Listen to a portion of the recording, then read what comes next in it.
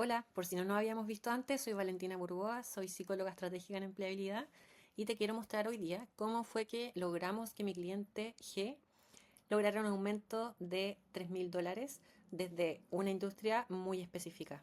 ¿Cómo logramos que de $7.000 pasáramos a $10.000? Primero, para darte un poco de contexto, esta es una empresa multinacional con presencia en 16 países. Mi cliente es chileno, era para ser gerente de una de las empresas del holding, pero a nivel nacional.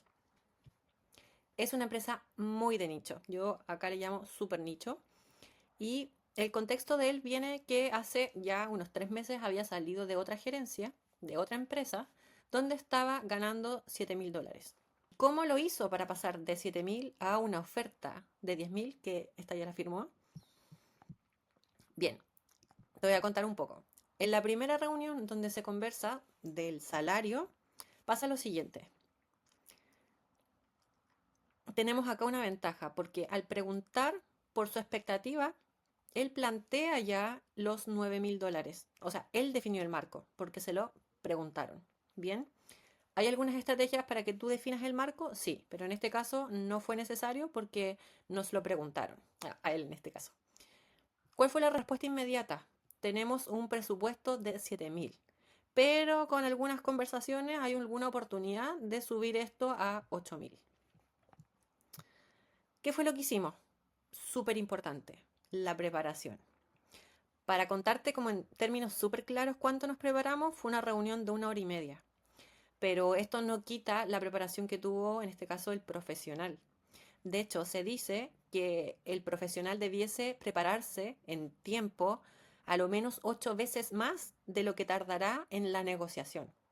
O sea, si estás haciendo alguna investigación de mercado en Cloud, en Gemini o la IA que tú quieras, algunas bandas salariales y con eso decir que estás preparado para negociar, créeme, eso no es preparación. Solo estás sacando información y trasladándola a un valor.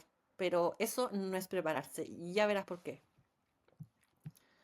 Bien, otra cosa súper importante, que de esto no se habla mucho, días para negociar. Esto no aparece en ningún manual, pero piénsalo de esta manera. ¿Quieres empezar la semana con una conversación difícil? ¿O quieres terminar tu semana con una conversación difícil? No, ¿verdad? Los lunes casi siempre son los días de apagar incendio, de urgencias, de empezar a organizar todo este calendario de cosas pendientes o cosas que hacer, planificaciones durante la semana. Y digámoslo con todas sus letras, los viernes ya tenemos la cabeza en el fin de semana, ¿ya? Que dónde vamos a ir a buscar a los niños, qué planes vamos a hacer, si este fin de semana nos toca con esta familia o con la otra, que el partido de rugby, que esgrima, tenemos la cabeza en todos lados, menos en una conversación difícil. Así que te sugiero, entre miércoles o jueves, tener ese día de negociar. Si bien sabemos que esto no siempre está dentro, digamos, de tu control, sí podemos persuadir para que la conversación también se dé dentro del contexto deseable, ¿ya? Volviendo a la preparación. Esto es todo lo que hicimos con mi cliente y te lo quiero mostrar. Primero, hay acá 4 contextos que debemos tener nosotros claridad para poder empezar a negociar. Primero, esto lo voy a trasladar al ejemplo concreto que nos pasó con el cliente. Primero hablemos del contexto industria. La pregunta que te tienes que hacer acá es, ¿qué está pasando en el mercado donde compite la empresa? En este caso, te cuento, no era una industria en recesión, era una industria que no estaba congelando su inversión, tampoco estaban reduciendo en operaciones. ¿Cuál era el panorama de la industria? Estaba creciendo, sofisticándose e invirtiendo. Luego de eso, nos vamos al contexto salarial. Esto es fácilmente una conversación que puedes tener con Cloud sobre en cuánto está el contexto salarial de ese cargo. Entonces la pregunta acá es, el salario del cargo X, que en este caso era una gerencia, en 2026 en Chile, ¿en cuánto ronda? Sacamos un promedio y llegamos a los $8.500. ¿Bien?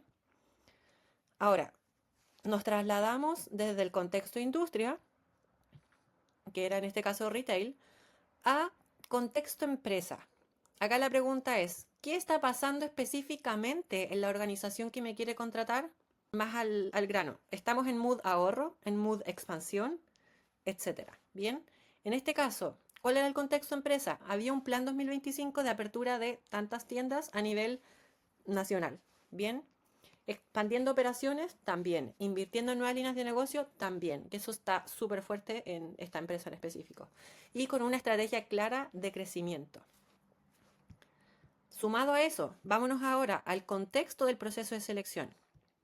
Esto es súper importante que tú lo puedas averiguar. Por eso que si es que estás haciendo este proceso solo, créeme que se te va a volver un poco tedioso porque no siempre vas a tener esta información y tampoco te la van a entregar.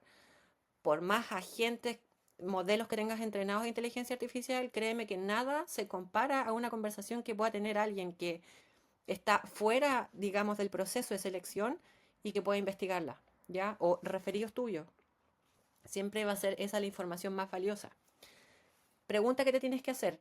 ¿Cuál es el plan B de la empresa si es que no te eligen a ti? En términos bien prácticos, ¿hay más candidatos en el proceso de selección? En este caso, sabíamos que no había más candidatos. ¿Cómo supimos eso? Me encantaría revelártelo, pero no puedo hacerlo. Pero hay maneras para identificar esto. Bien, hay preguntas que no tú, otras personas pueden hacer para identificar cuál es la competencia real. ¿Para qué nos sirve esto? Para lo siguiente. Esto grábatelo en la cabeza. Mientras menos posibilidades tenga tu contraparte, o sea, mientras menos plan B, C, D, E existan, más capacidad vas a tener tú de negociación, en realidad que tienes más poder de negociación. Segunda pregunta, súper importante, ¿qué le pasa a la empresa si no llegan a acuerdo? Acá no va a pasar nada porque necesitaban a alguien en 20 días, o sea, somos la única opción y tenemos también un deadline, ¿ya? Y ellos deben cumplir en este caso.